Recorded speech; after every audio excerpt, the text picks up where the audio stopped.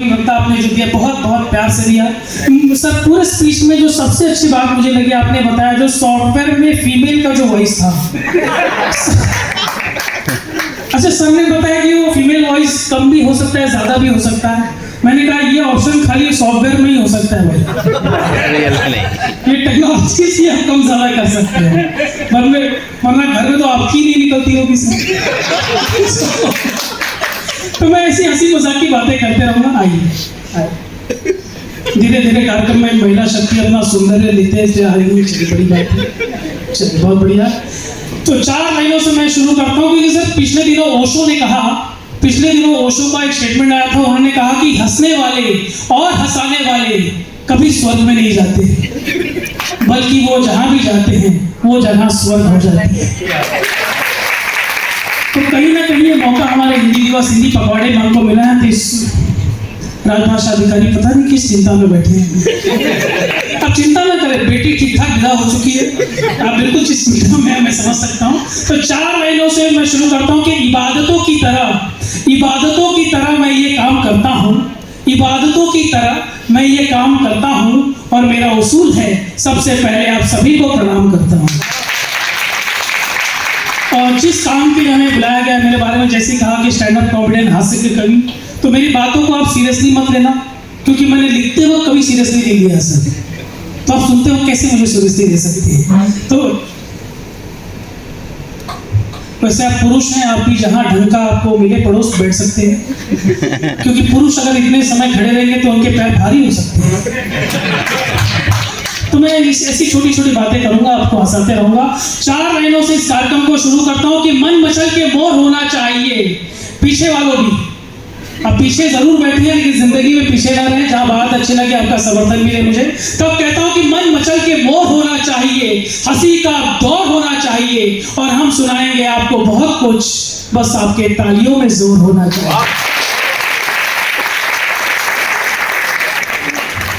ये देखो फोटोग्राफर ऐसे ही होते हैं सर, मेहनत कोई और करता है, फोटो किसी और की खींचता है।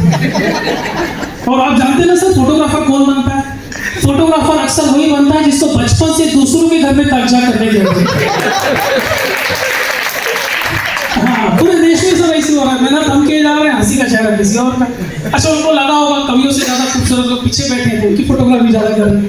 तो चलिए कोई बात नहीं, चलिए बहुत अच्छी बात। सर आपकी रिकॉर्डिंग कर रहे हैं हमें सही है, रिकॉर्डिंग करने की आदत। देखिए आप क्या करेंगे, मुझे रिकॉर्ड करेंगे फिर, ठीक है मेरी रिकॉर्डिंग आप करेंगे, फिर मेरा वीडियो अपनी गर्लफ्रेंड को दिखाएंगे, वो फ्रेंड रिक्वेस्ट मुझे भेजेगी सर।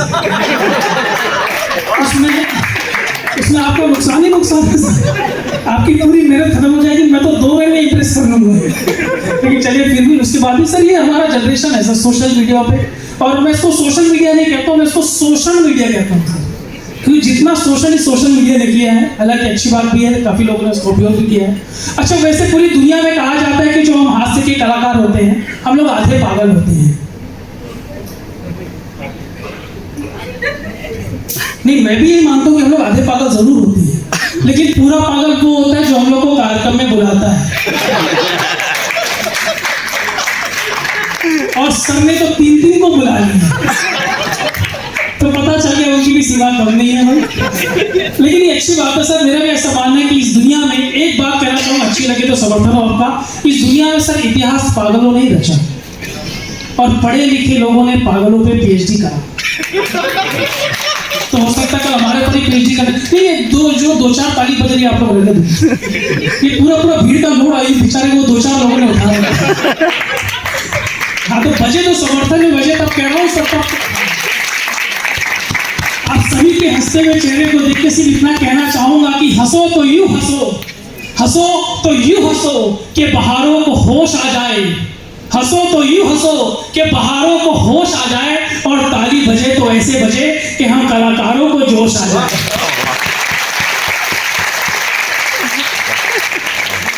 क्योंकि रूप ऐसे सजाओ कि छवि कहे क्या बात है, रूप ऐसे सजाओ कि छवि कहे क्या बात है, दीप ऐसे जगमगाओ कि रवि कहे क्या बात है, और माना के हंस के समर्थन कर रहे हैं आप लोग, पर तालियां ऐसे बजाओ कि कवि कहे क्या बात है।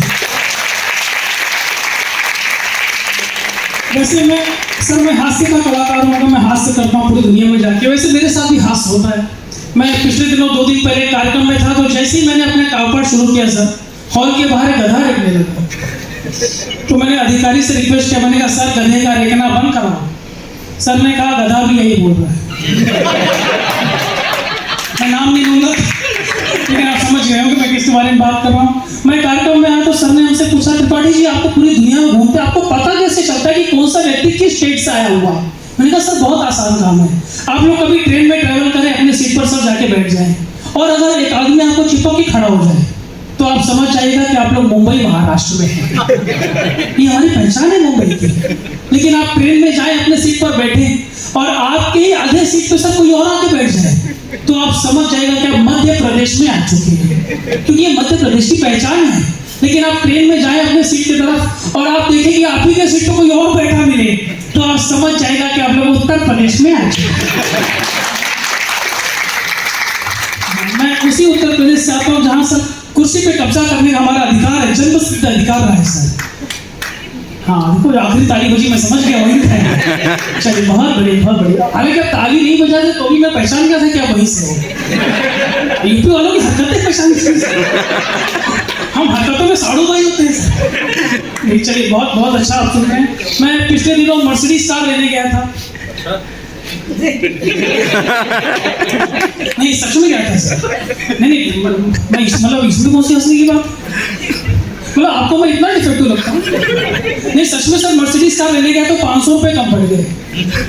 मैंने सर को फोन किया, मैंने कहा सर 500 रुपये दीजिए, मर्सिडीज लेना है। तो सर ने मुझे 1000 रुपये दिया और कहा कि मेरे लिए भी ले लेना।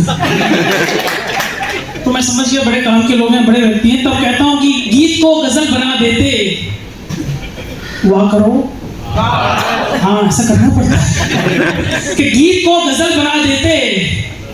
वाह। अरे समर्थन में एक साथ टाइमिंग के साथ रही है, क्योंकि अगर टाइमिंग के साथ नहीं रहेंगे सर, और इनको अगर पीछे वालों को आदत पड़ गई वाह करने की, और कल वर्किंग आवर में इन्होंने जोर से वाह करा, सब सोचेंगे इनको क्या हो गया, इनको क्यों वाह कर रहे बिना बात कर। तो टाइमिंग अच्छा रखिए। तब कहता हूँ कि गीत को गजल बना देते। जब तक सब लोग एक साथ वाह नहीं करोगे, मैं रात भर नहीं लाने जाता हूँ कि गीत को गजल बना देते। देखिए जब तक डराओ नहीं कोई काम नहीं करता। अब मैं आपको इंटीमेट कर रहा हूँ ये कैसे काम करेंगे, मैंने समझा दिया सर।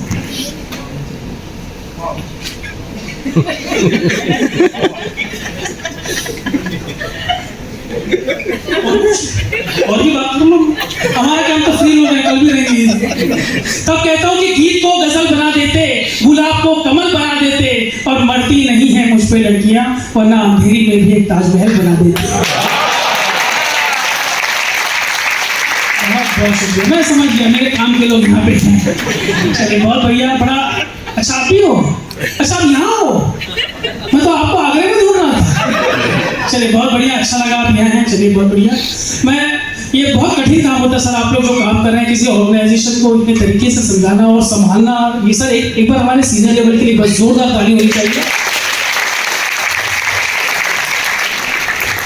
लेकिन सर क्योंकि मैं हास्य का कवि हूँ, कॉमेडियन हूँ, तो मैं जिंदगी में हर जगह हास्य ढूंढता हूँ। आज के शानदार कार्यक्रम के लिए हमें ईमेल में इन्विटेशन आया, सर ने हमें भेजा।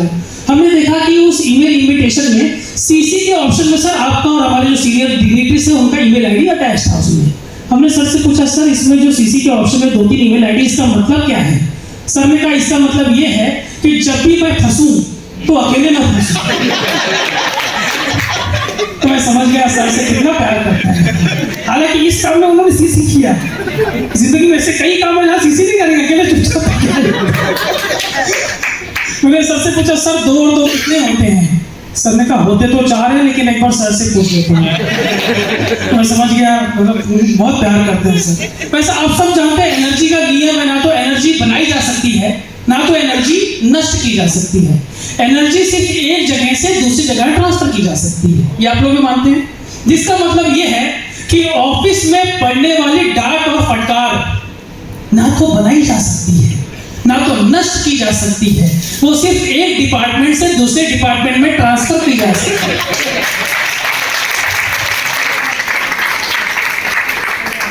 पीछे वाले ना हाथ हिला हिला के हंस रहे हैं और समझ गए हम लोग कि भाई हमारे बारे में बात करते हैं। लेकिन ऐसा ये भी कहा गया, आप लोग इससे भी सहमत करेंगे कि there is always a transmission loss. जितना हम लोग कोशिश करते सर, आपने इतनी मेहनत से आपने चीज समझाई, आपको क्या लगता है 100% समझ नहीं होंगे ये? नहीं, क्योंकि हमारी आदत है, हम लोग 100% कोई चीज को समझ ही नहीं सकते। तो जिसका मतलब ये है कि जितना आप ट्रांसफर कोशिश करो उतने ट्रांसफर नहीं हो पाता है। जिसका मतलब ये सीधा सीधा सर नियम का मतलब ये है कि सर ने अगर कल आपके ऊपर 1 घंटा गुस्सा किया तो आप समझ जाइएगा कि सर के ऊपर किसी ने 3 घंटा गुस्सा किया है। तो इस बात पे सर की जो हंसी निकली है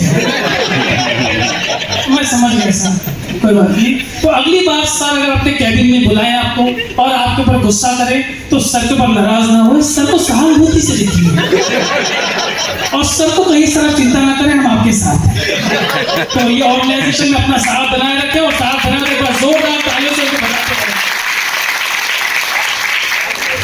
मैं ऐसी मजाक की बातें ढूंढते रहता हूँ सर। आज सुबह मुंबई एयरपोर्ट पे मैं था तो मैंने देखा मुंबई एयरपोर्ट पे 2 व्यक्ति 1 घंटे से झगड़ा कर रहे थे सर। मैंने जाके दोनों को समझाया, तब जाके मारपीट शुरू हुआ। मैं उत्तर प्रदेश में सीधा सीधा मैं काम कर ही नहीं सकता हूँ सर। आप हाथ बांध के बैठे हैं, बड़ा दुख होता है सर। नहीं मैं समझता हूँ, वो क्या घर में भी वही पोजीशन है, ऑफिस में भी वही पोजीशन है।